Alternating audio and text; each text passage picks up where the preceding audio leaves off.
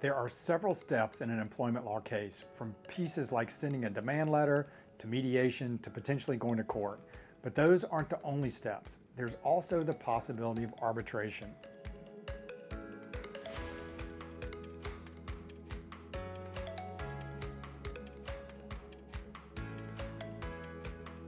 Arbitration is a method of resolving disputes outside of court where the parties involved agree to have their issues decided by one or more neutral third parties known as arbitrators.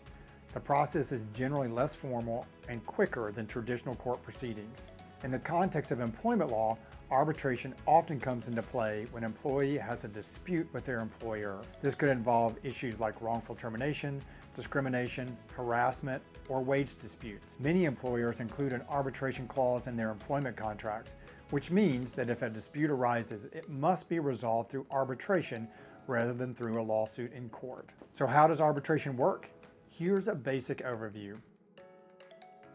Agreement to arbitrate. First, both parties must agree to arbitration. This agreement is often found in the employment contract you sign when you're hired. If a dispute arises, you and your employer would refer back to this agreement. Selection of an arbitrator. Once the decision has been made to arbitrate, the next step is choosing an arbitrator.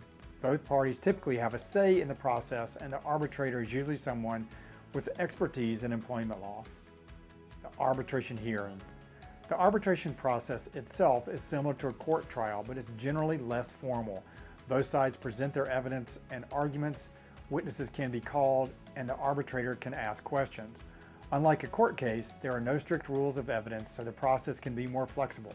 The arbitration itself is typically private, unlike court cases, which are usually public.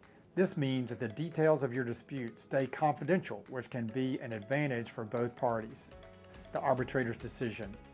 After hearing both sides, the arbitrator will make a decision, often called an award. The decision is usually binding, meaning that both parties must abide by it just as they would a court ruling.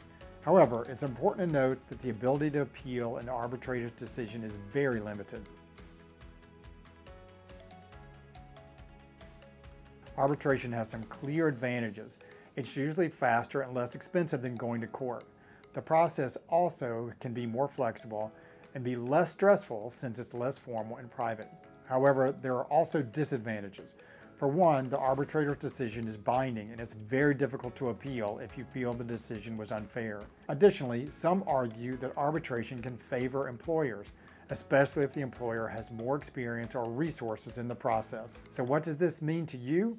If you're asked to sign an employment contract with an arbitration clause, it's important to understand that you're agreeing to resolve any disputes through arbitration rather than in court. While arbitration can be a quicker and more cost-effective way to resolve disputes, it's not without its downsides.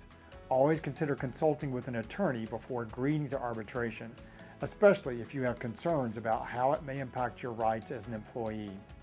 Thanks for watching. I hope this video helped clarify what an arbitration is and how it works in the context of employment law. If you have any questions or need further advice, feel free to reach out or leave a comment below.